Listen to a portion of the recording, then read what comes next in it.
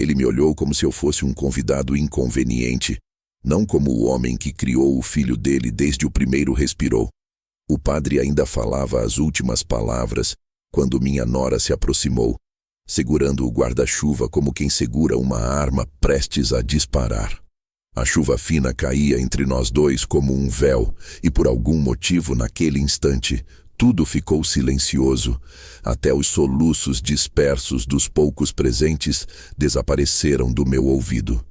Ela parou tão perto que pude sentir o cheiro do perfume caro que meu filho comprava para ela nos aniversários. Não havia tristeza nos olhos dela. Não havia luto. Não havia nada além de cansaço, irritação e algo que eu só fui entender depois. Pressa. Pressa para se livrar de mim. Ela não chorou um único minuto durante o velório, mas estava ali agora, com o rosto imóvel, os lábios quase trêmulos, como se finalmente tivesse chegado o momento que ela tanto esperou. E então ela disse: "Você tem 30 dias para sair de casa." Disse isso como quem informa um prazo administrativo, como quem encerra um contrato, como quem diz: "Seu tempo acabou." Não havia ódio na voz dela. Isso talvez tenha doído ainda mais. Era apenas uma sentença fria, objetiva, como se a morte do meu filho tivesse sido um obstáculo superado, e agora ela estava livre para ajustar a vida dela da maneira que quisesse. Eu fiquei olhando para ela por alguns segundos, não porque eu não tivesse resposta, mas porque eu precisava absorver o tamanho da frieza. 30 dias. 30 dias para sair da casa que eu paguei metade. Da casa onde ensinei meu filho a aparar o gramado, onde preguei a prateleira do primeiro quarto do neto que nunca veio, onde cozinhei para os dois nos domingos em que o dinheiro apertava, onde meu filho me abraçava na cozinha quando ninguém via. 30 dias para deixar a única coisa física que ainda tinha cheiro do meu menino.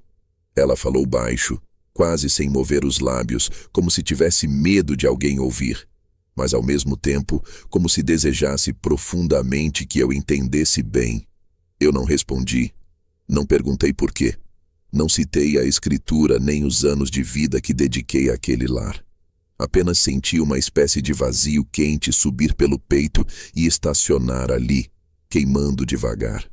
Eu só assenti. Ela pareceu surpresa, como se esperasse uma discussão, um escândalo, uma cena digna de novela. Mas eu não dei nada disso a ela. Eu apenas olhei para o buraco recém-fechado no chão, onde meu filho tinha sido colocado minutos antes, e deixei meu silêncio falar por mim. Eu sabia que, em algum lugar ali no fundo, ela interpretaria meu silêncio como fraqueza. Isso era bom. Silêncio é um lugar onde muita gente se perde.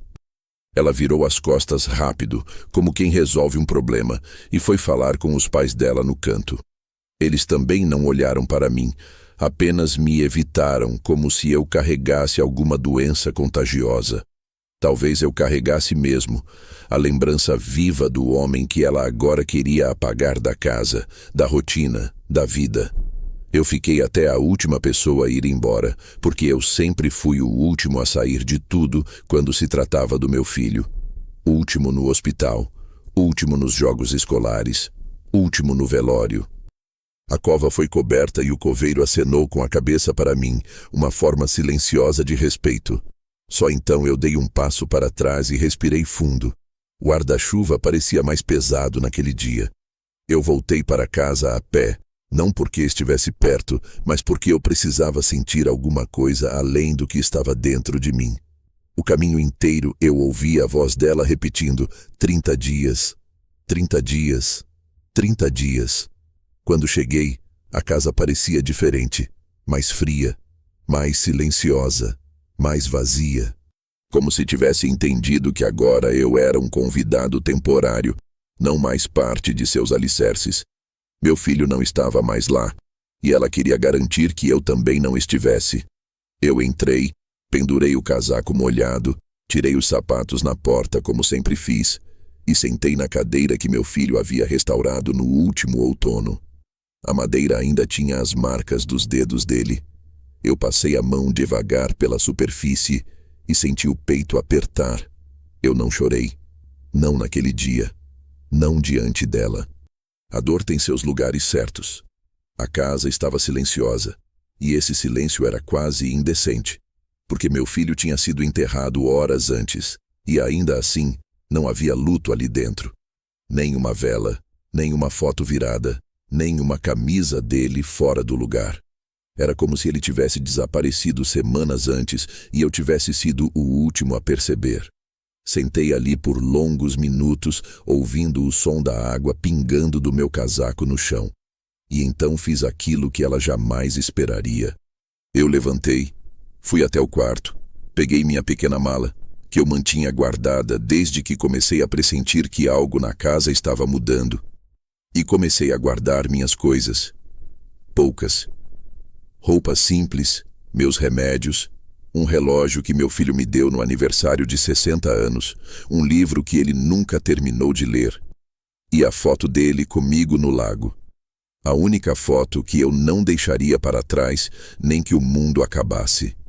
Fechei a mala devagar, como quem fecha um capítulo, não uma vida. E então saí da casa sem fazer barulho, sem bater porta, sem deixar bilhete. Apenas virei a chave, deixei-a na mesa da entrada e fui embora. Mas a parte que ela nunca soube, não naquele dia, foi que ao sair, eu levei comigo não só minha mala, mas também um envelope marrom guardado no fundo do armário. Um envelope que meu filho tinha deixado para mim meses antes, sem que ela soubesse, e que se tornaria a linha central de tudo o que viria depois. Na manhã seguinte, enquanto eu ainda organizava minhas roupas no quarto apertado que aluguei, ela recebeu uma visita. Uma mulher. E a partir dali, tudo começou a desmoronar para o lado dela. Quando deixei a casa naquela noite chuvosa, ainda com a roupa do funeral e o cheiro úmido de terra recém-revirada grudado em mim, achei que seria apenas uma saída temporária, uma pausa necessária para que a dor se ajeitasse dentro do peito. Mas conforme caminhei até o pequeno quarto que aluguei por pressa e instinto, comecei a entender que aquele gesto silencioso não era só uma despedida. Era o início de algo que eu ainda não tinha coragem de nomear. No entanto, no dia seguinte, antes que a visita que bateu à porta dela mudasse tudo, eu precisei voltar à casa apenas por um instante, porque havia deixado para trás uma pasta com documentos do meu plano de saúde e alguns papéis antigos que guardava mais por memória do que por utilidade. Achei que seria simples. Abrir a porta, pegar o que era meu, sair sem ser notado. Mas nada na vida de um homem viúvo e agora órfão de filho parece ser simples. A rua estava estranhamente quieta naquela manhã, e quando virei a esquina, vi a casa com aquele mesmo aspecto artificialmente organizado que ela tanto prezava. Ela odiava tudo que fosse sinal de vida bagunçada. O casaco do meu filho jogado no sofá, a caneca que ele sempre esquecia na varanda, minhas botas perto da porta. Para ela, casa boa era casa vazia de histórias. Talvez por isso eu nunca tenha realmente pertencido àquele lugar, do jeito que meu filho insistia em me fazer sentir. Ao me aproximar do portão, percebi pela primeira vez o quanto ela já tinha tomado conta de tudo. O vaso de plantas que eu tinha colocado no jardim havia sido trocado por uma peça metálica moderna, fria. A cadeira de balanço que eu mesmo lixei e repintei para que o neto que não veio pudesse adormecer ao meu lado tinha desaparecido, e a maçaneta da porta estava embrulhada em um pano novo, como se até o toque das mãos que viveram naquela casa antes dela fosse algo a ser apagado. Abri a porta com a chave reserva, que eu sabia que ela não tinha tido tempo de trocar, e entrei devagar, quase pedindo licença ao silêncio que parecia ter crescido ali dentro à força. O cheiro de produto de limpeza forte invadiu minhas narinas, e naquela hora me dei conta de que ela tinha passado a noite limpando tudo, como se quisesse remover qualquer rastro de mim, como se minha presença fosse sujeira acumulada. Eu caminhei até o corredor, e cada passo ecoava estranho, diferente, como se o piso tivesse decidido não reconhecer mais meu peso. Era a mesma casa, mas não era mais minha. Nunca tinha sido dela completamente, mas naquele momento parecia ser menos minha do que de qualquer outra pessoa no mundo. Quando entrei na sala, percebi que algo mais havia mudado. A foto do casamento deles, que antes ficava na estante central, tinha sido movida para um lugar ainda mais evidente, enquanto as fotos onde eu aparecia com meu filho tinham desaparecido. Todo e qualquer registro da nossa história havia sido cuidadosamente apagado. Eu estava sendo retirado da memória antes mesmo de sair fisicamente pela porta. Fui até o escritório improvisado do meu filho, o mesmo onde ele costumava ouvir música baixa enquanto preenchia relatórios que o deixavam exausto. Eu podia quase ouvir o som do teclado ainda. Mas esse fantasma suave foi interrompido quando percebi que algumas gavetas estavam reviradas, papéis jogados sem cuidado, contratos sem assinatura espalhados. Ela tinha procurado algo, e eu sabia exatamente o que. Ela estava atrás do envelope. O mesmo envelope marrom que meu filho tinha me dado, dizendo: "Pai, guarda isso. Se um dia eu faltar, você vai saber por quê." Eu tinha levado comigo na noite anterior bem no fundo da mala, protegido como um órgão vital. Ela não sabia, ainda. Abri minha pasta de documentos que estava sobre a mesa, aquela mesma que eu havia deixado no canto antes da chuva começar no dia do velório. A pasta estava aberta, o conteúdo remexido, como se alguém tivesse esperado que eu tivesse deixado algo importante ali. Ela tinha entrado no escritório e mexido em tudo há poucas horas depois de enterrar o marido. Aquilo me deu um arrepio tão profundo que precisei apoiar a mão na mesa para me equilibrar. Eu sabia que ela era fria, mas não imaginava que fosse tão rápida. Peguei meus documentos, fechei a pasta com cuidado e me preparei para sair. Mas antes de dar o primeiro passo de volta, ouvi um barulho vindo da cozinha. Era ela. Fiquei imóvel por um instante, preso entre o susto e a resignação. Ela surgiu no corredor alguns segundos depois, com o cabelo preso às pressas e os olhos cansados, não pelo luto, mas pela falta de controle que começava a surgir. Quando me viu ali, parado com minha pasta na mão, ela franziu a testa como se eu estivesse invadindo um espaço que sempre foi meu. "Você não devia estar aqui", ela disse com aquela voz calculada, baixa, sem uma gota de emoção. Eu respondi apenas com um aceno leve. Não queria discutir, não queria prolongar o que já estava condenado. "Esqueci esses documentos", murmurei, apontando para a pasta, mesmo sabendo que qualquer justificativa era inútil para alguém que já tinha decidido me apagar. Ela ficou alguns instantes me encarando com uma expressão que eu ainda não tinha visto antes. Não era raiva, era medo. Medo de que eu tivesse achado algo, medo de que eu soubesse algo, medo de que o que estava por vir escapasse do controle dela. 30 dias, ela repetiu, como se tivesse medo que eu tivesse esquecido a contagem. Eu apenas sorri, um sorriso leve, quase imperceptível. O tipo de sorriso que sempre desconcertou pessoas que acham que têm poder sobre o silêncio alheio. E então saí. Saí pela porta sem olhar para trás, sem dar a ela o prazer de ver minhas costas curvadas pela dor. Saí como quem fecha uma porta sabendo que nunca mais vai entrar por ela. O ar da manhã pareceu diferente quando desci a rua. Mais pesado, mas de alguma forma mais verdadeiro. Foi só quando virei a esquina que percebi pela primeira vez que não era eu quem estava sendo expulso. Era ela quem estava prestes a descobrir que não tinha controle sobre nada do que ela pensava possuir. E naquela mesma manhã, enquanto eu me reencontrava com a minha própria sombra no quarto apertado que aluguei, ela recebeu uma visita. Uma mulher. E a vida dela começou a mudar ali, na porta da mesma casa de onde ela tentava me arrancar.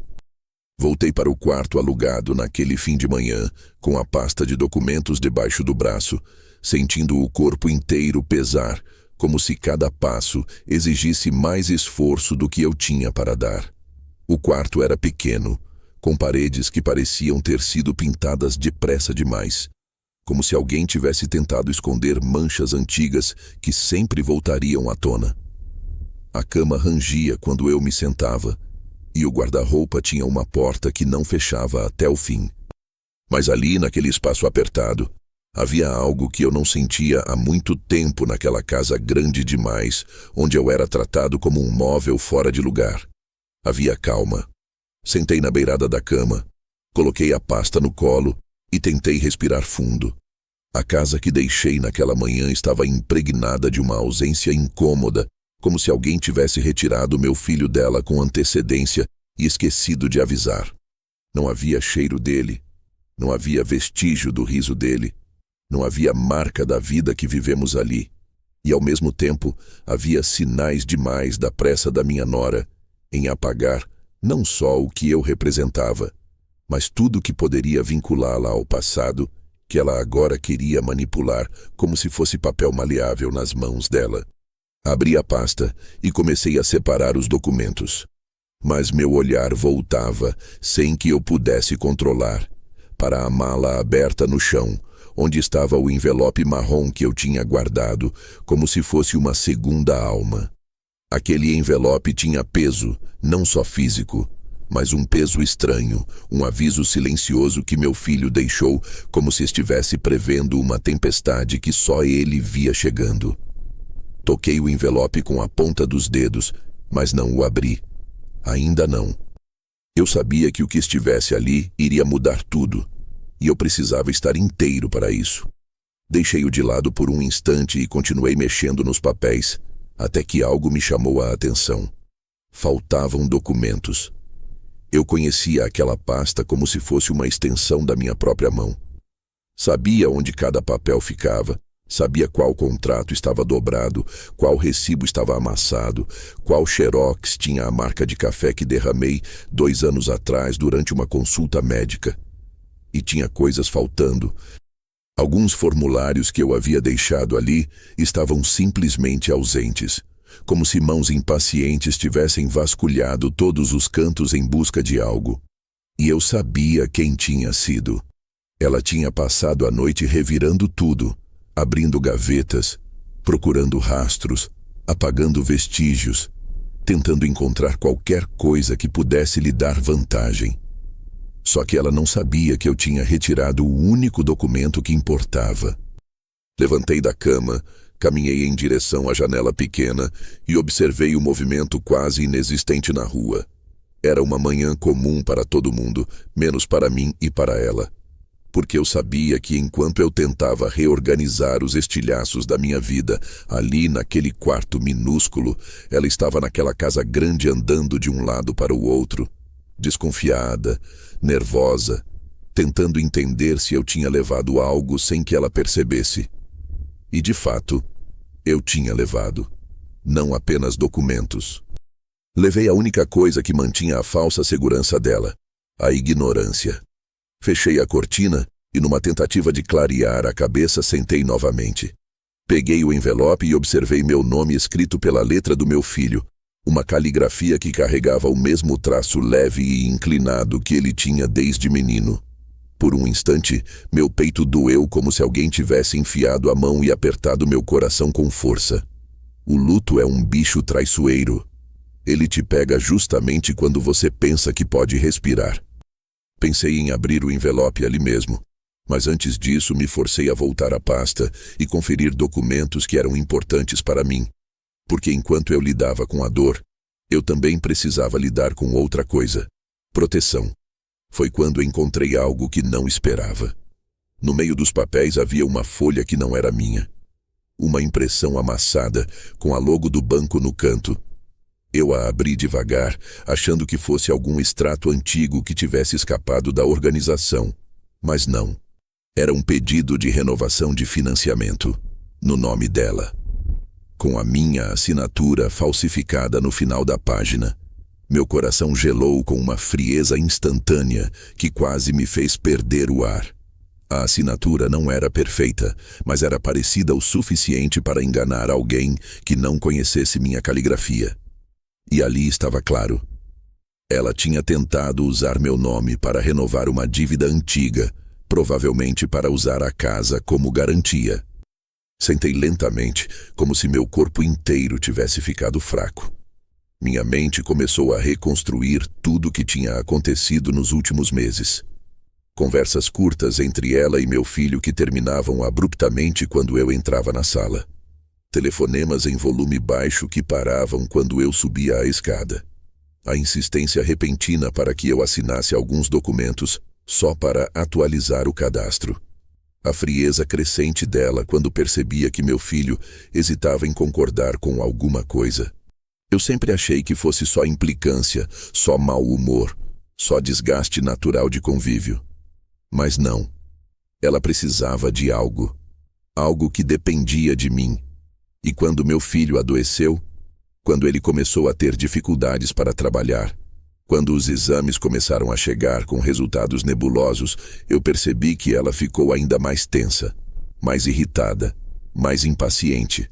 Agora eu entendia. Ela precisava que eu assinasse alguma coisa, mas meu filho provavelmente se recusou a me pressionar. E então, quando ele morreu, ela viu a chance de fazer tudo sem que ninguém questionasse nada. Talvez ela achasse que no meio do luto eu assinaria qualquer papel colocado diante de mim.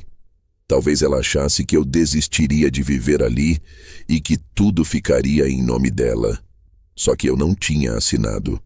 E agora eu tinha na minha mão a prova de que ela tinha tentado me usar, talvez até me enganar, para garantir algo que eu nem sabia que estava em jogo. As mãos começaram a tremer. A ideia de que afinal não era apenas rejeição emocional o que ela nutria por mim. Era algo mais profundo, mais calculado, mais perigoso. Uma tentativa de apagamento completo. Ela queria que eu saísse da casa, não só por incômodo, mas porque eu era um obstáculo. E um obstáculo precisava ser removido. Coloquei o papel sobre a cama e respirei fundo. Não era hora de agir por impulso. Meu filho, de algum jeito, sabia. Sabia que havia algo errado. Sabia que ela estava escondendo coisas. Sabia que ela tinha planos que ele não aprovava. E foi por isso que ele me deu o envelope meses antes. O silêncio dele, as olhadas rápidas, os abraços demorados. Tudo fazia sentido agora. Passei a mão pelo rosto e fechei os olhos por alguns segundos. Ainda estava tentando organizar meus pensamentos quando meu celular vibrou em cima da mesa. Um número desconhecido. Hesitei, mas atendi. E enquanto eu atendia, enquanto eu dizia "alô", com a voz cansada, ela, na porta da casa que tentou me tirar, recebia a visita que começaria a virar tudo do avesso. A mulher que bateu na porta dela mudaria não só a vida dela, mas a minha. E era apenas o começo. Quando desliguei o telefone e fiquei ali, sentado naquele quarto pequeno demais para o tamanho da dor que eu carregava, senti que alguma coisa dentro de mim finalmente tinha parado de gritar. Era como se o luto, a descoberta da falsificação, a frase dela no funeral e a sensação de que eu estava sendo expulso da minha própria vida tivessem se transformado em uma massa compacta, silenciosa, imóvel. Levantei devagar, como quem aprende a se equilibrar com um novo corpo, e caminhei até a mala aberta no chão. Ela estava exatamente onde eu a havia deixado na noite anterior, com as roupas dobradas de maneira apressada e o envelope marrom escondido entre duas camisas. A mala parecia pequena demais agora, como se fosse um símbolo cruel de tudo que eu ainda tinha, tudo que restou da vida que construí ao lado do meu filho. Mas, ao mesmo tempo, ela também parecia ser a única coisa que fazia sentido. A mala era o limite, o ponto final. A confirmação de que eu realmente não voltaria para aquela casa da mesma forma que entrei nela tantos anos atrás, quando meu filho me pediu para morar com eles porque dizia que família tem que ficar junta, pai. Passei a mão pela alça da mala e algo dentro de mim lembrou do momento exato em que ele disse isso. Estávamos pintando a parede da sala. Ele derrubou tinta no chão. Eu reclamei. Ele riu daquela risada que enchia o ambiente todo. Ele disse que eu fazia falta, que não queria que eu envelhecesse sozinho. E agora eu estava ali, sozinho, com a mala na mão, sendo expulso não pelo meu filho, mas pela mulher que se beneficiou do coração dele até o último suspiro. Fechei os olhos por um instante e respirei fundo. A mala estava pronta. O coração não. Mas eu sabia que agora era a hora de agir com a mesma frieza que ela usou comigo. Decidi voltar a casa pela última vez. Não para protestar, não para implorar, não para negociar, mas para pegar o resto das minhas coisas. Aquelas que eu não tinha levado porque estavam guardadas em lugares que só meu filho e eu conhecíamos. Peguei a mala, coloquei a pasta de documentos dentro dela. Vesti a mesma camisa com que fui ao funeral, porque eu não tinha forças para escolher outra. E saí. O caminho até a casa pareceu mais longo do que na manhã anterior. O céu estava cinzento, e havia um vento que parecia querer empurrar meus passos de volta, como se soubesse que ali não era mais o meu lugar. Quando virei a esquina e vi a rua, percebi algo que me fez parar no meio-fio por alguns segundos. O carro dela estava estacionado na entrada, mas havia outro também. Um carro preto, grande, com um emblema oficial no vidro. Não reconheci de imediato, mas senti o peito apertar com uma pontada de alerta. Continuei caminhando devagar, observando cada detalhe. A porta da casa estava aberta, e eu ouvi vozes vindas de dentro. Uma delas era feminina, firme, pausada, o tipo de voz de alguém que está acostumado a comunicar notícias que ninguém quer ouvir. A outra voz era dela, minha nora, carregada de irritação, tensão e daquela arrogância nervosa que ela tentava esconder, mas que sempre aparecia quando algo fugia do controle. Cheguei até a porta sem fazer barulho. Fiquei parado à sombra do batente observando sem ser percebido. A mulher que estava ali era baixa, elegante, usava um coque apertado e carregava uma pasta preta contra o peito. Ela falava de maneira profissional, sem rodeios. Minha nora estava diante dela com os braços cruzados, respirando rápido, como quem tenta entender o tamanho do problema que ela não tinha planejado enfrentar tão cedo. Como assim minha assinatura não basta? Ela perguntou, a voz subindo um tom. A mulher respondeu algo que eu não consegui ouvir completamente, mas ouvi palavras suficientes para juntar as peças. Propriedade conjunta, documentação pendente, contestação possível, necessidade de contato com todos os proprietários legais. E pela expressão dela, minha nora tinha acabado de descobrir que não estava lidando com um homem velho demais para brigar, mas com um coproprietário legítimo que ainda estava vivo, lúcido e muito mais atento do que ela imaginava. Eu entrei em silêncio, como quem entra na própria casa, porque ainda era legalmente parte dela. Minha nora deu um pulo ao me ver ali, como se tivesse visto um fantasma que ela acreditava já ter expulsado. A mulher se virou para mim e seus olhos se suavizaram imediatamente. Ela sabia quem eu era, e sabia por que estava ali. O senhor é o senhor, ela disse, confirmando meu nome com profissionalismo. Eu apenas assenti. Ela sorriu com respeito, mas minha nora me olhava como se eu fosse um intruso inconveniente, prestes a estragar os planos dela. Eu estava justamente explicando a senhora aqui, que qualquer alteração legal envolvendo a propriedade exige sua autorização por escrito. Inclusive decisões de financiamento, renovação ou transferência. Ela disse isso olhando diretamente para mim, como se quisesse que eu entendesse que ela sabia exatamente o que estava acontecendo ali. Minha nora, nervosa, apertou os lábios e cruzou os braços com mais força. Isso é ridículo, disse ela. Ele nem mora mais aqui. E então a mulher respondeu com uma calma que cortou o ar da sala inteira. Morar aqui não tem relação com o direito de propriedade. Ele continua sendo responsável por 50% da casa. Sem ele, nada pode ser alterado. A sala ficou tão silenciosa que dava para ouvir o relógio da parede. Eu me aproximei da escada sem pressa, como se estivesse apenas indo buscar uma camisa velha. Ela me seguiu com o olhar, tensa, perdida. percebendo que algo no plano dela tinha quebrado e que eu não tinha ido embora como um objeto que ela pudesse descartar. Eu subi, peguei minhas poucas coisas restantes e desci novamente. Quando passei por ela, minha nora abriu a boca como se fosse me pedir explicações, como se tivesse o direito de saber o que eu estava fazendo. Mas eu só balancei a cabeça e sorri com a calma de quem finalmente entendeu que não devia explicações a ninguém ali. A mulher da pasta observou tudo sem interferir. Quando saí pela porta, ela me acompanhou com um olhar respeitoso e disse apenas: "Se o senhor precisar conversar, meu cartão está no envelope." Envelope. Aquela palavra me atingiu como um eco do que eu carregava dentro da mala. Saí da casa e senti o vento frio no rosto. Não precisei bater a porta. Não precisei dizer nada.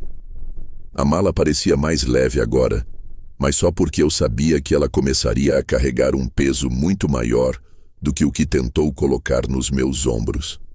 E eu sabia, sem precisar ver, que assim que eu dobrasse a esquina, o pânico dela começaria a crescer. Porque a mulher que bate à porta de quem tenta se aproveitar do silêncio de um homem idoso nunca traz boas notícias. E aquilo era apenas o começo da queda. Quando dobrei a esquina e deixei a casa para trás pela terceira e última vez, sentia algo acontecer dentro de mim que não sei descrever com nenhuma palavra exata. Não foi alívio, não foi raiva, tampouco tristeza pura. Era uma espécie de vazio consciente, como se eu finalmente tivesse entendido que ali não havia mais nada para mim, que aquele espaço que um dia sustentou meu filho e sua alegria agora era apenas um cenário abandonado, esperando para ruir. A mala na minha mão parecia mais pesada do que no início da manhã. Talvez não pelo peso real das coisas, mas pelo peso do que eu tinha acabado de ver. Minha nora, pela primeira vez, encarando o fato de que não tinha controle sobre aquilo tudo. Aquela mulher de coque apertado não tinha ido ali para conversar, tinha ido para informar. E quando mulheres assim chegam a uma porta, nunca chegam por acaso. Eu voltei devagar para o quarto que aluguei. As ruas pareciam diferentes, mais longas do que antes, como se o mundo tivesse crescido alguns metros enquanto eu enfrentava aquela situação.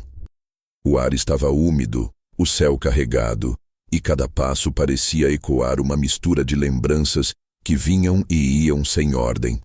Meu filho pequeno correndo pelo corredor, com os joelhos sujos de terra, o cheiro de café que ele preparava nos domingos, o barulho de talheres que fazíamos quando almoçávamos juntos, a risada dele que sempre enchia as tardes de um jeito que ninguém mais conseguiu imitar.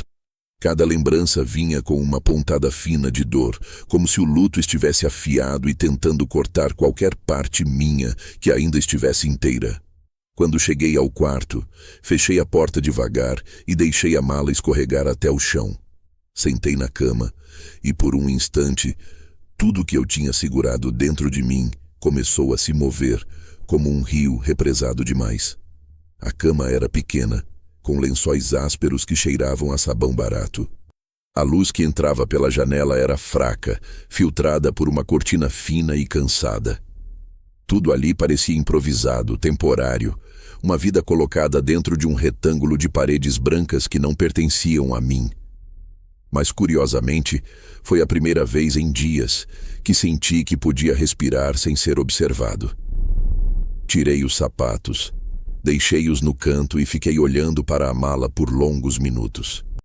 Ela estava meio aberta, e o envelope marrom aparecia entre as roupas como um olhar silencioso vindo do passado.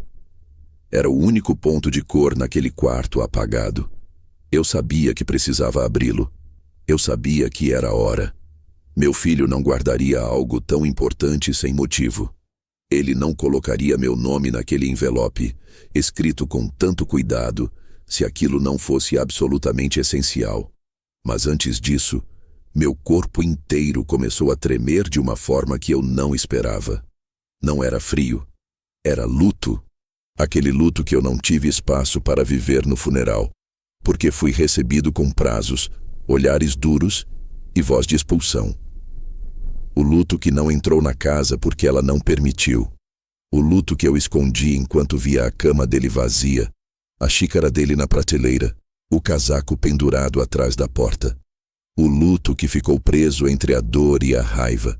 Eu apoiei os cotovelos nos joelhos, coloquei as mãos no rosto e, pela primeira vez desde que o perdi, chorei. Não um choro bonito, desses de novela, com lágrimas escorrendo devagar. Foi um choro contido, silencioso, mas pesado, como se meu corpo estivesse finalmente entendendo que meu menino não voltaria. Era como se todo o amor que eu dei, toda a dedicação, todas as noites de preocupação, todas as manhãs em que preparei café enquanto ele dormia, tivessem sido puxadas para fora de mim em forma de lágrimas que ardiam no meu rosto. Chorei por ele. Chorei pela injustiça. Chorei pela forma como fui tratado. Chorei porque percebi que, mesmo depois de velho, ainda existe um tipo de dor que derruba qualquer homem. Quando as lágrimas finalmente secaram, eu me senti estranho, meio oco, como alguém que perdeu partes essenciais durante a travessia. Mas, ao mesmo tempo, havia uma calma nova ali. Uma calma que só aparece quando não há mais nada para ser arrancado. Limpei o rosto com a manga da camisa e olhei para a mala de novo. O envelope parecia me observar, esperando. Peguei-o com cuidado, sentindo a textura do papel grosso, um pouco envelhecido, mas bem preservado. Meu nome estava escrito com a letra dele. A letra do meu filho adulto, que tentava sempre parecer segura, mas que ainda carregava um traço infantil nos A minúsculos.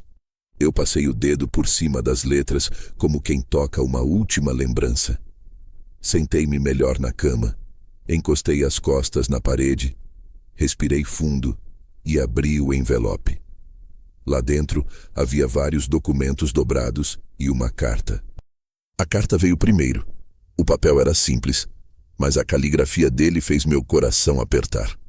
Comecei a ler devagar, cada frase entrando como se fosse dita ao meu ouvido.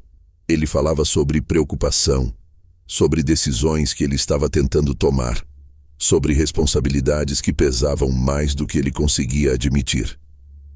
Falava da esposa, da mudança dela nos últimos meses, de discussões abafadas, de pedidos insistentes, de pressões que ele não queria que eu soubesse para não me preocupar. E no final, ele escreveu uma frase curta que acabou com qualquer tentativa minha de ser forte naquele momento. Pai, se algum dia eu faltar, você precisa saber que nunca concordei com nada que tentasse te tirar do que é seu. Eu fechei os olhos e encostei a carta no peito, respirando com dificuldade, como se a ausência dele tivesse acabado de me golpear de novo. No fundo do envelope, havia documentos oficiais que confirmavam o que a mulher na casa tinha dito. Meu filho havia atualizado a escritura meses antes, garantindo que eu permanecesse como coproprietário, mesmo que viessem tentar me convencer do contrário. Ele tinha previsto, ele tinha deixado tudo pronto, ele tinha me protegido, e diante disso, algo mudou dentro de mim, não como raiva, mas como determinação. A mala, a carta, o envelope, o silêncio da casa, a visita que ela recebeu, tudo estava conectado. E enquanto eu terminava de ler o que meu filho me deixou, uma certeza se formou em mim com uma clareza quase dolorosa. Minha nora não fazia ideia de quem ela estava tentando enfrentar. Não porque eu fosse poderoso, não porque eu fosse cruel, mas porque eu não tinha mais nada a perder. E homens que não têm mais nada a perder não se curvam diante de quem tenta destruí-los. Foi nessa primeira noite, naquela cama dura e naquele quarto estreito, que o luto real finalmente se acomodou ao meu lado. E junto com ele, nasceu uma força que eu não sabia que ainda possuía, uma força silenciosa, firme, do tipo que não precisa de gritos, ameaças ou vingança explícita. Do tipo que muda vidas apenas com uma assinatura bem colocada. E dali em diante, tudo começou a se alinhar. Era hora de continuar. E a manhã seguinte traria mais do que eu esperava. A carta do meu filho ficou sobre meu peito por algum tempo depois que terminei de ler, como se eu precisasse sentir o peso físico dela para acreditar que aquelas palavras eram reais. Fiquei ali, imóvel, ouvindo apenas o barulho distante de um carro passando na rua, o som abafado da televisão do quarto ao lado e o tic-tac preguiçoso do relógio que alguém havia pregado torto na parede. Era estranho perceber que o mundo seguia seu ritmo comum, enquanto o meu parecia ter sido arrancado do lugar e colocado de volta de qualquer jeito, como uma peça que não se encaixa mais no espaço original. Quando finalmente dobrei a carta com cuidado e a coloquei de volta no envelope, senti uma mistura de dor e propósito que não me visitava há muitos anos. Meu filho tinha previsto a tempestade que se formava na casa dele, tinha escrito aquilo como um último gesto de proteção, como se dissesse: pai, se ela cruzar o limite você não vai estar sozinho. E ali, naquele quarto pequeno demais para abrigar tantas emoções, percebi que o luto não precisava ser apenas sofrimento. Ele também podia ser bússola. Levantei da cama e fui até a pequena mesa de fórmica, onde deixei meu celular carregando. Senti uma inquietação no ar, como se algo estivesse prestes a acontecer. A vida tem esse jeito estranho de colocar peças em movimento quando você finalmente entende que não tem controle sobre nada. E foi justamente quando toquei no telefone que ele começou a vibrar. O número era desconhecido, mas tinha o código da cidade. Hesitei por meio segundo, pensando se poderia ser ela, tentando alguma forma de manipulação precoce. Mas algo dentro de mim disse que aquela ligação não era dela. Atendi com a voz ainda rouca do choro anterior. Alô? Houve um breve silêncio do outro lado, seguido por uma voz masculina, firme, mas educada. Senhor. Sobrenome.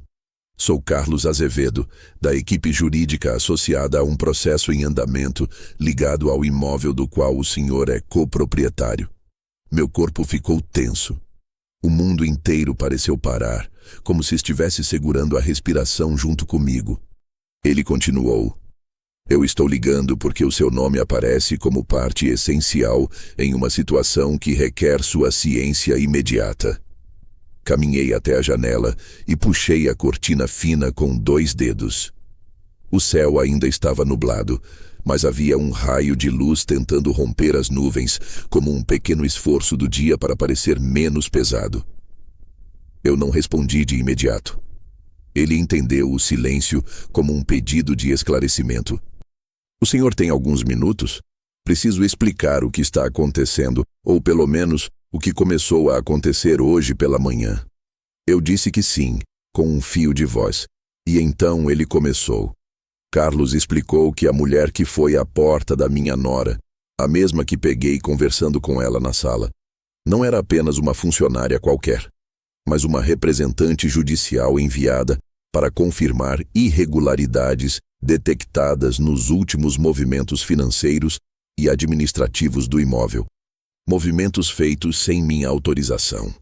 Ele disse que havia tentativas recentes de emissão de documentos que envolviam mudanças em registros, pedidos de renovação de crédito, propostas de reorganização patrimonial e que tudo isso dependia de uma assinatura que nunca existiu, a minha.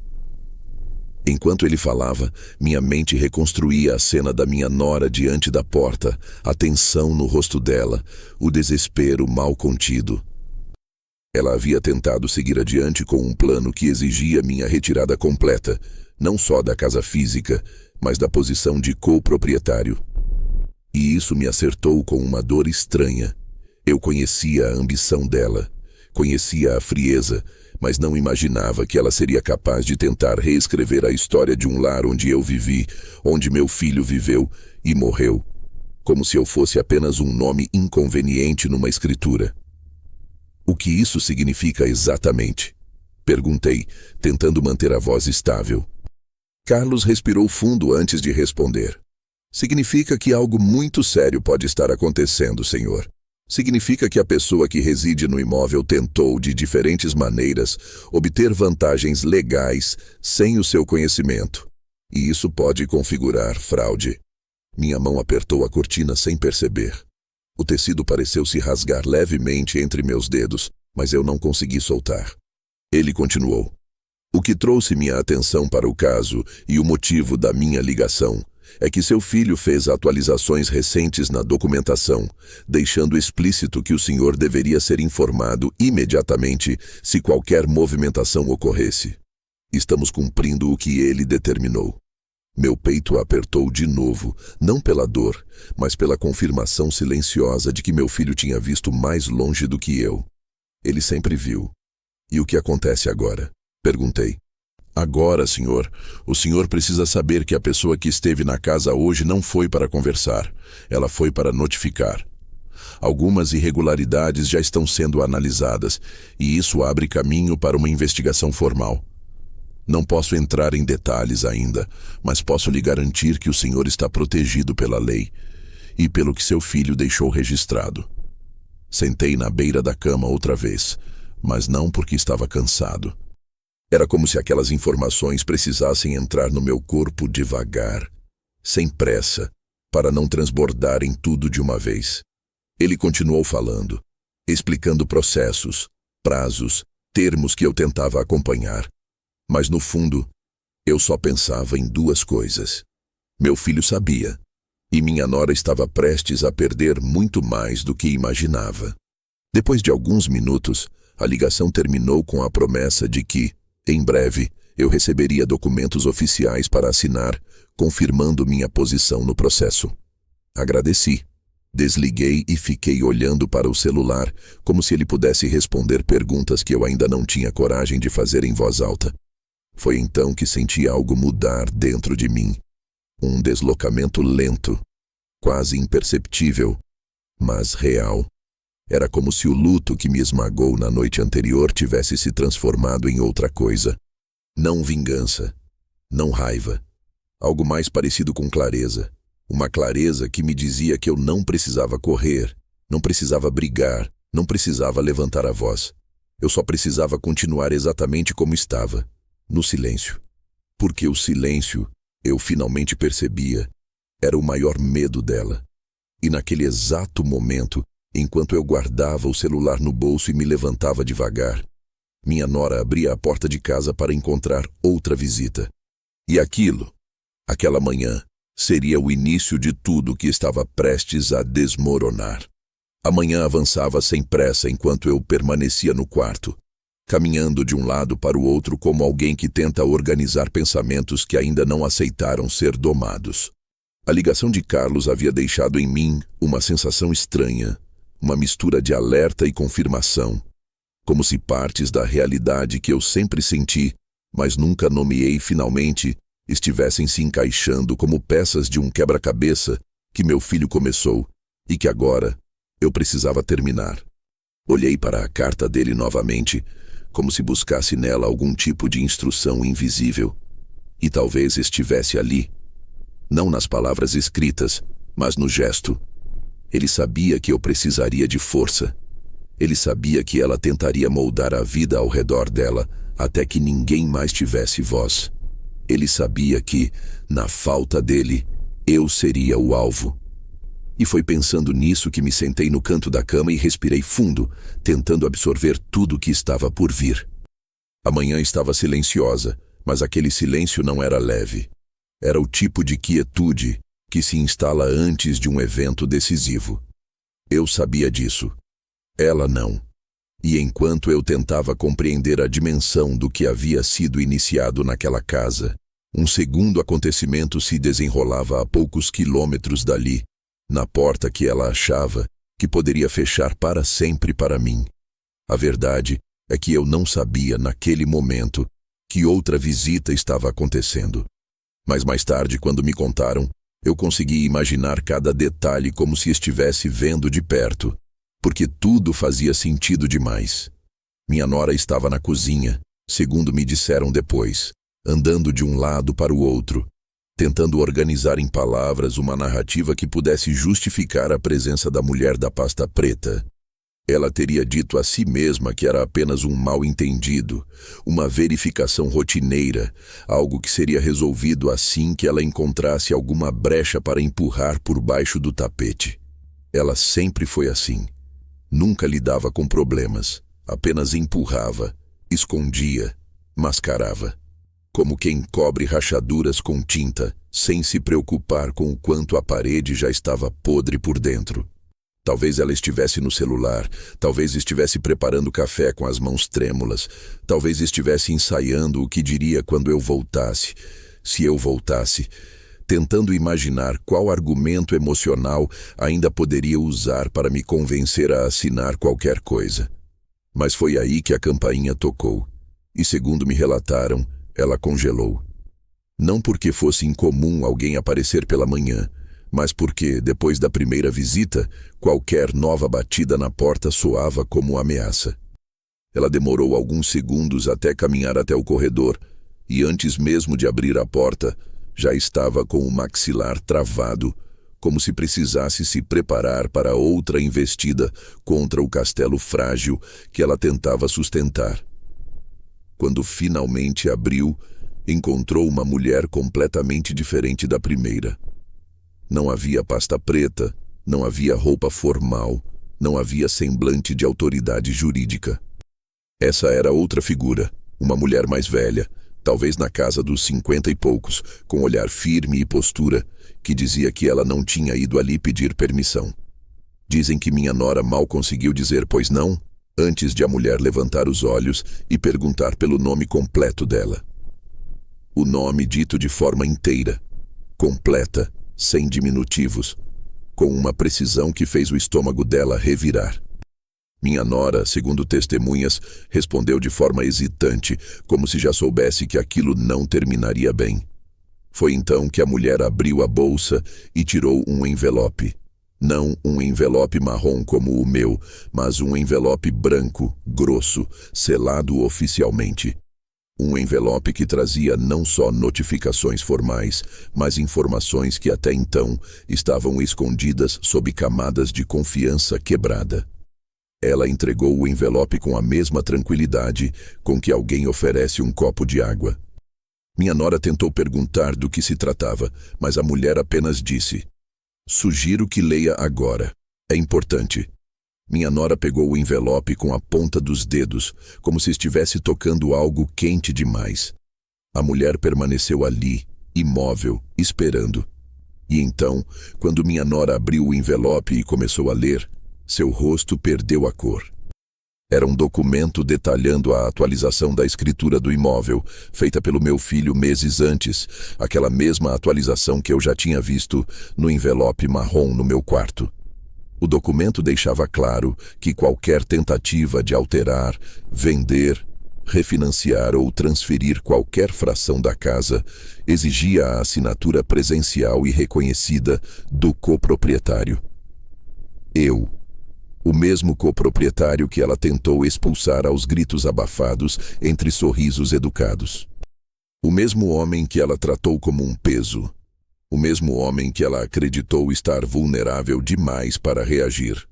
No envelope havia ainda uma cópia digitalizada da assinatura original do meu filho, com data, carimbo e registro oficial, deixando claro que ele sabia o que estava fazendo.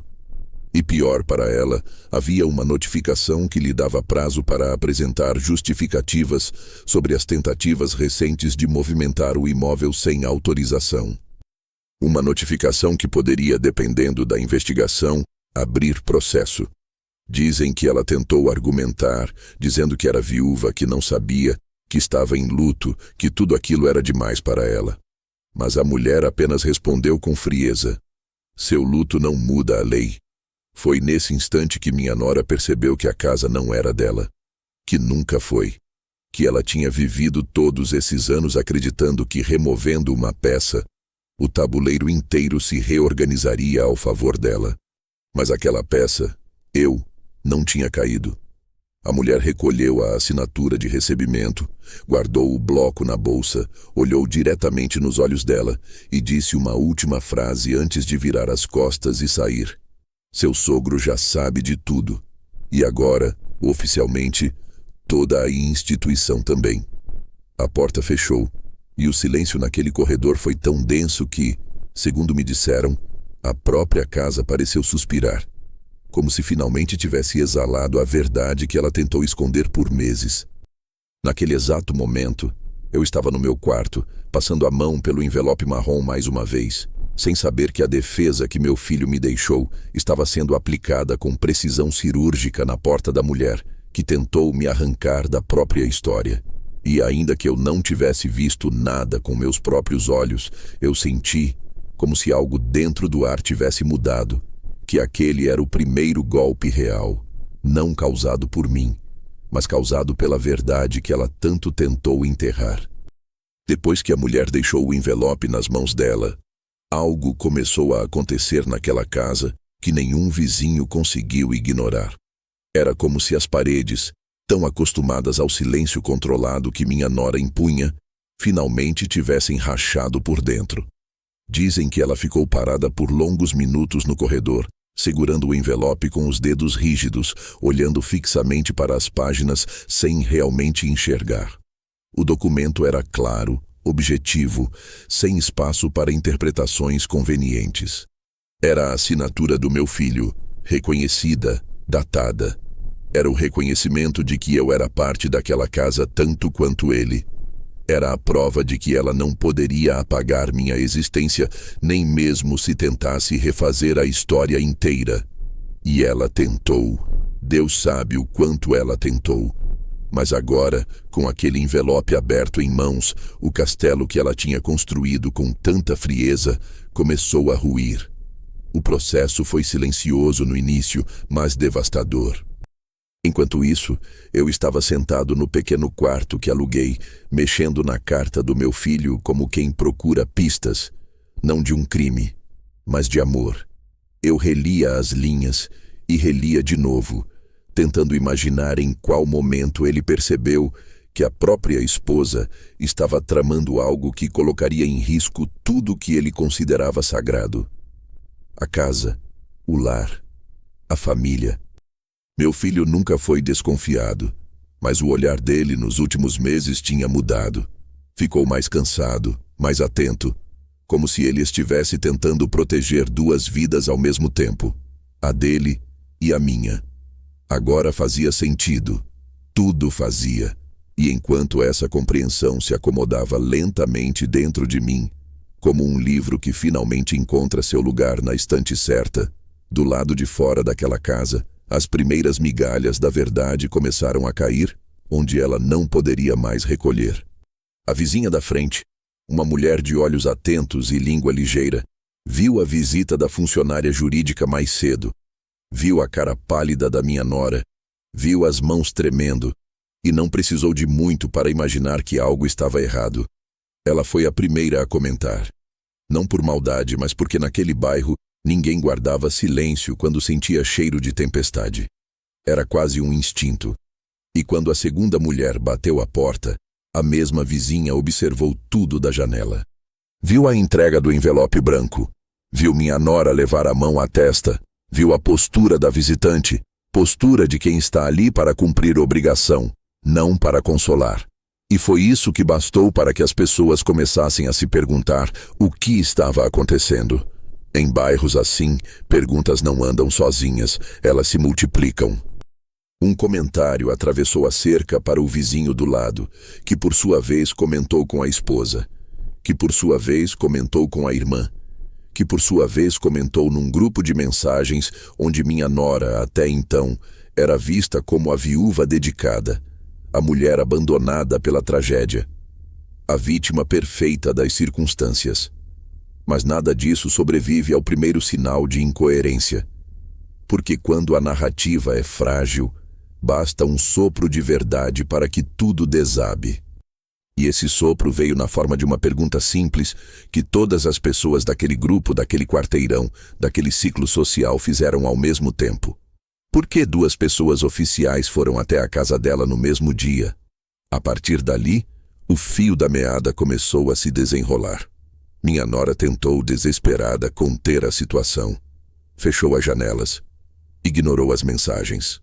Disse a uma vizinha que era só um problema burocrático. Disse a outra que estava lidando com consequências do luto.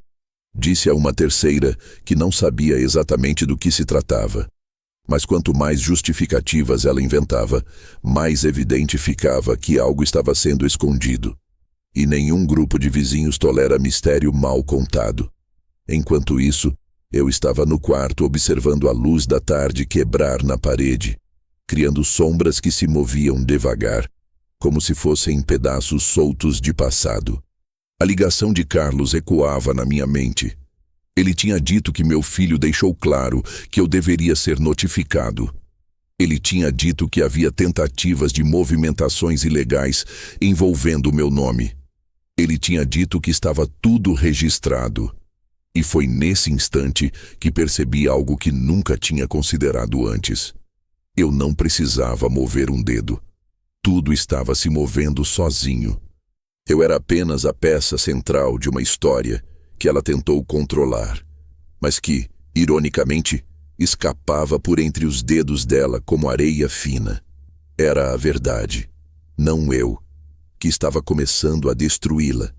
No final daquela tarde, enquanto eu guardava pela 100ª vez o envelope marrom na mala, recebi uma mensagem inesperada. Era de um vizinho da rua onde eu morava com meu filho. Ele dizia apenas: "Sinto muito pelo que aconteceu. Ouvi algumas coisas hoje. Se precisar de algo, estou aqui." Era curioso. Eu não tinha dito nada a ninguém.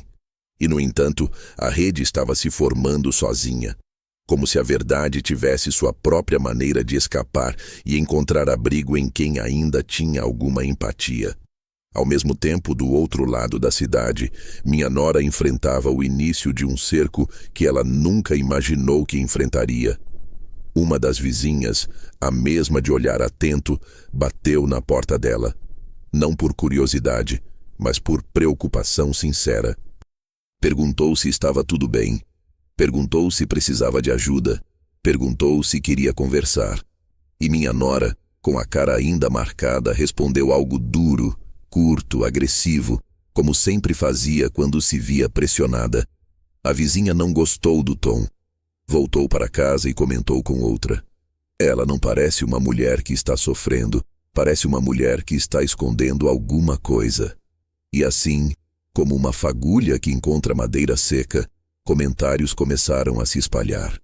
O nome dela passou a circular em tons baixos, acompanhando frases como "algo estranho aconteceu lá hoje", "duas visitas oficiais no mesmo dia", "parece que ela está enrolada com a papelada da casa." E minha nora percebeu isso rapidamente. Ela sempre foi boa em perceber mudanças no ar. Tentou então fazer o que sabia fazer de melhor: controlar a narrativa. Respondeu no grupo de mensagens, dizendo que estava lidando com compromissos formais. Disse que era sobre pensão do marido. Disse que estava sendo solicitado um documento que não encontrava. Mas cada versão era diferente da anterior. E versões diferentes contam uma verdade só: mentira. Enquanto isso, eu me sentei na cama, fechei os olhos e deixei que a noite chegasse devagar. Havia algo acontecendo que não dependia mais de mim, e essa talvez tenha sido a primeira vez em muitos anos que senti, de verdade, que o peso estava saindo dos meus ombros. A verdade estava trabalhando por mim.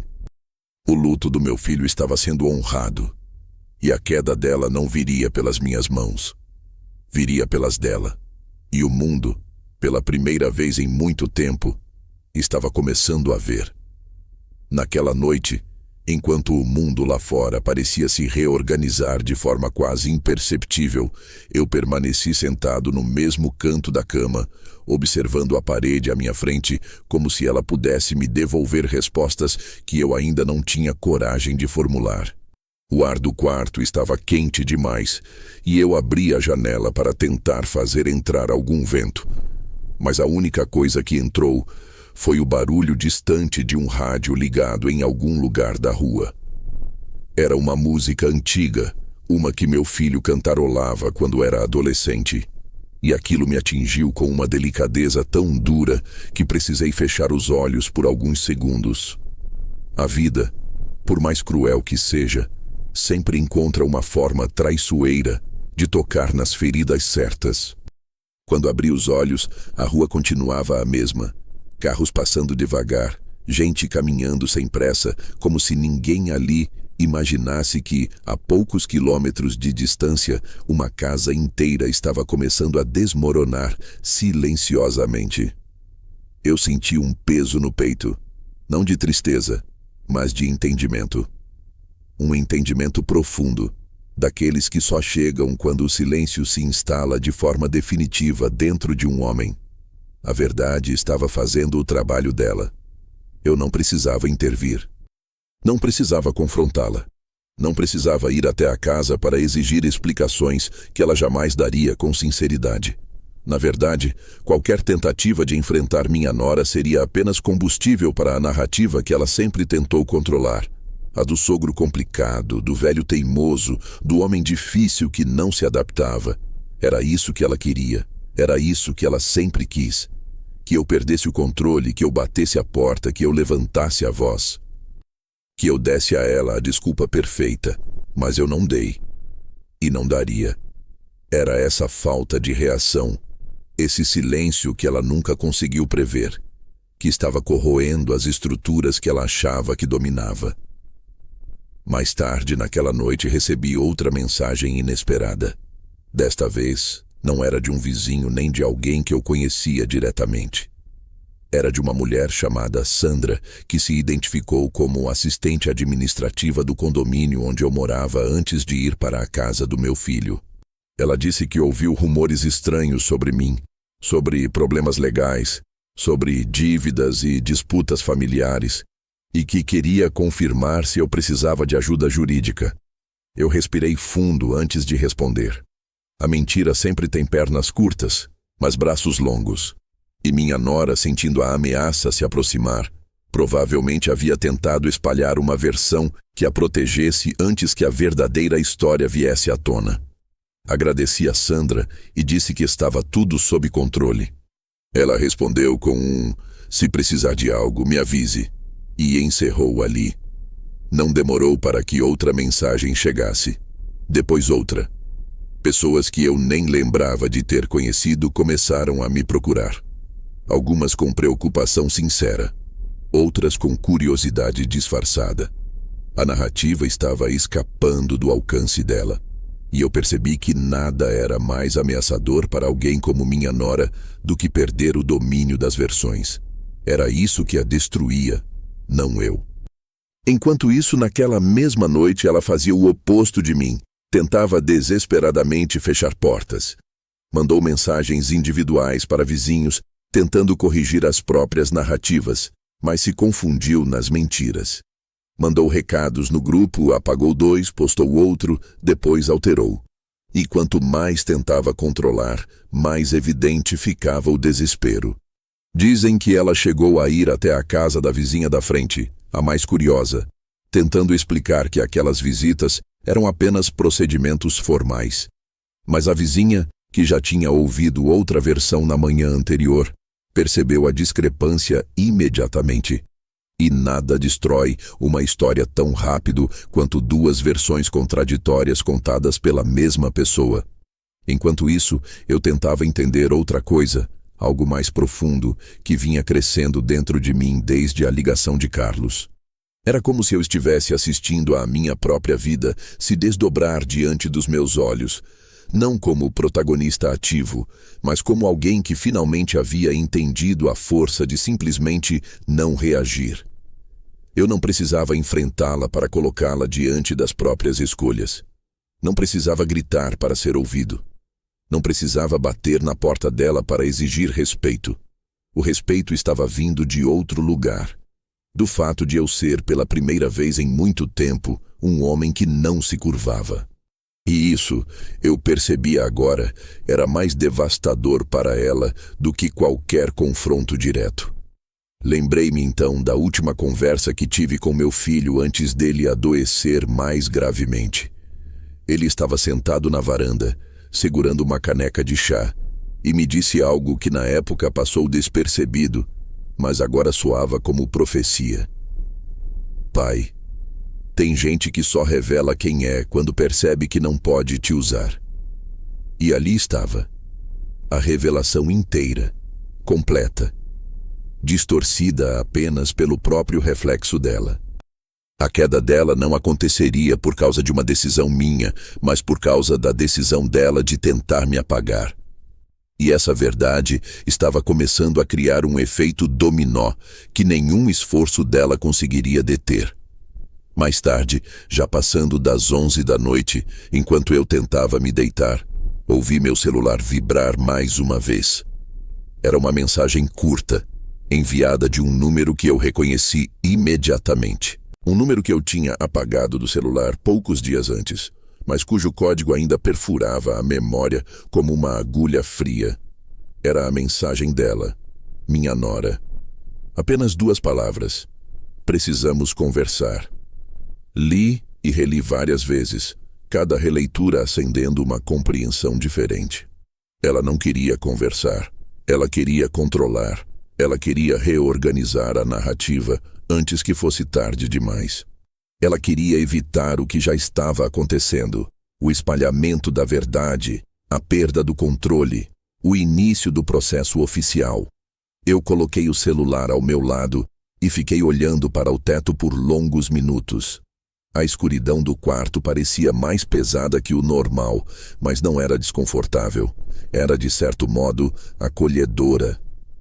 Porque pela primeira vez desde a morte do meu filho, eu me sentia no lugar certo, no momento certo, fazendo exatamente o que deveria fazer. Nada. Responder a ela seria dar a oportunidade que ela queria. Silêncio era minha defesa. Silêncio era minha resposta. Silêncio era meu poder. E foi então, naquela noite, antes de finalmente conseguir fechar os olhos, que percebi algo com absoluta clareza. O confronto que ela esperava nunca aconteceria. Não haveria discussão. Não haveria briga. Não haveria pedido de explicações. Ela lutava contra fantasmas que ela mesma criou. E os fantasmas dela estavam finalmente batendo à porta. Acordei antes do sol naquela manhã, não porque o sono tivesse sido leve, mas porque havia uma inquietação estranha circulando no quarto, como se o ar estivesse tentando me chamar para fora de um ciclo que tinha dominado meus últimos meses. A mensagem dela ainda estava no celular esperando, exigindo uma resposta que eu não daria. Precisamos conversar. Era quase irônico. Ela não precisava conversar. Ela precisava recuperar o controle. Precisava me puxar de volta para dentro da narrativa que ela sempre tentou moldar.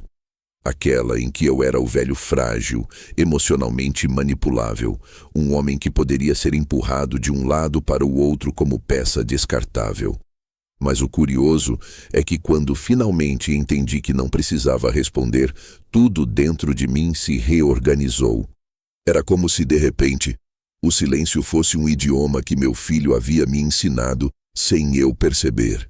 E que agora, na ausência dele, eu finalmente falava com fluência. Levantei devagar, lavei o rosto com a água fria da torneira que fazia barulho e fiquei olhando meu reflexo no espelho rachado. Havia algo diferente em mim. Não era força, não era raiva, não era vingança. Era outra coisa. Algo mais profundo, mais antigo, talvez até esquecido. Uma sensação que eu não sentia desde muito antes de me mudar para a casa do meu filho. Era liberdade. Uma liberdade silenciosa, que não fazia barulho, mas que se acomodava nos ossos de forma sólida, como se finalmente eu pudesse respirar com todas as partes do meu corpo, ao mesmo tempo. O recomeço não tinha forma definida ainda, mas estava ali, se formando aos poucos, como um horizonte que começa a aparecer mesmo quando o sol ainda não nasceu. Enquanto eu tentava decidir se saía para caminhar ou ficava alguns minutos sentado na beirada da cama, meu celular vibrou de novo. Outra mensagem. Outro número estranho. Eu não precisava abrir para saber do que se tratava. As pessoas começam a aparecer quando percebem que a verdade está mudando de lado.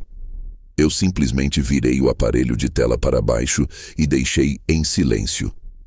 A vida estava tentando me puxar para o barulho. Eu estava escolhendo o contrário. E foi nesse ritmo que aquele dia começou. Um dia que em qualquer outra época teria sido apenas mais um. Mas agora, naquele momento específico da minha vida, era o primeiro dia em que eu já não precisava olhar por cima do ombro.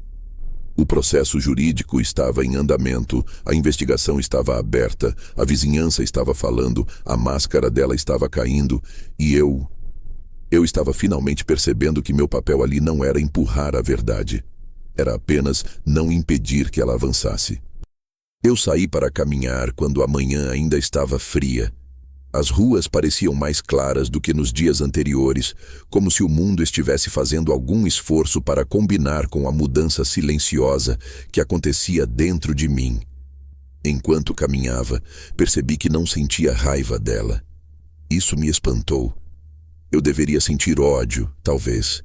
Deveria desejar que ela perdesse tudo. Deveria celebrar cada queda que ela enfrentasse. Mas, estranhamente, o que eu sentia era uma espécie de distância emocional tão grande que tornava impossível qualquer desejo de vingança. Era como se ela já tivesse desaparecido da minha vida muito antes de tentar me tirar da casa. Ela era agora apenas uma consequência dos próprios atos, nada mais. E com essa compreensão, cada passo que dei naquela manhã pareceu mais leve. Caminhei por quase 1 hora, passando por casas que eu nunca tinha notado, cruzando com pessoas que não faziam ideia de quem eu era e que apenas sorriam como parte da gentileza automática que existe em cidades pequenas. E pela primeira vez em muito tempo, aquilo foi suficiente. Quando voltei ao quarto, o envelope marrom ainda estava sobre a mesa, aberto, com a carta do meu filho dobrada e repousando como se tivesse vida própria. A carta era ao mesmo tempo um aviso e um abraço. Eu a toquei com a ponta dos dedos, como se tocasse a mão dele. E foi nesse gesto simples que percebi que meu luto, tão brutal e tão vivo, estava finalmente encontrando um lugar dentro de mim onde poderia descansar. A dor não desaparecia, mas mudava de forma. Deixava de ser ferida aberta para se tornar cicatriz. E cicatrizes não são marca de fraqueza. São prova de que sobrevivemos. Sentei-me na mesa, peguei o celular e comecei a escrever uma mensagem não para ela, mas para mim mesmo, num bloco de notas que ninguém jamais leria. Escrevi apenas: "Ela tirou a última coisa que eu tinha, mas você me devolveu tudo, meu filho." Meu dedo parou antes de colocar um ponto final. E então eu entendi. Ele não apenas me deixou aquela carta. Ele deixou um caminho. Uma escolha. Um convite para reconstruir a vida que eu tinha abandonado para cuidar dele, para estar presente, para ser pai até o último minuto. Agora, sem ele, eu podia continuar vivendo como Eco, ou podia aceitar o recomeço que estava se abrindo diante de mim. E foi nesse momento, enquanto observava meu próprio reflexo na tela escura do telefone, que eu percebi que já havia escolhido. No meio da tarde, recebi uma notificação oficial no e-mail. Os documentos que Carlos mencionara estavam prontos para a assinatura. O processo estava se movendo rápido, talvez mais rápido do que ela esperava. O recomeço, portanto, não era apenas emocional. Era prático, concreto, legal, oficial. Abri o e-mail, li cada linha com calma e assinei digitalmente o que precisava assinar. Não houve tremor na minha mão. Não houve hesitação. Não houve medo. Havia apenas certeza. Quando terminei, fechei o laptop e permaneci sentado, observando a janela aberta. O vento levantava a cortina de leve, como se me chamasse para fora, como se dissesse que o mundo estava esperando. E eu deixei que essa sensação me envolvesse devagar, porque agora não era mais sobre o que ela fez, nem sobre o que a casa representava, nem sobre a dor que eu carregava. Era sobre o que eu ainda podia construir. Era sobre quem eu ainda podia ser. Era sobre o silêncio, não como punição, mas como escolha. Um silêncio que dizia tudo o que precisava ser dito. Um silêncio que ela nunca entenderia. E foi então que, pela primeira vez desde o funeral, eu sussurrei uma frase que não era de dor nem de revolta, mas de renascimento. Uma frase que encerrou tudo e abriu tudo ao mesmo tempo. Finalmente encontrei espaço, o meu. E naquele instante, soube que a história dela comigo tinha terminado. Mas a minha estava apenas começando.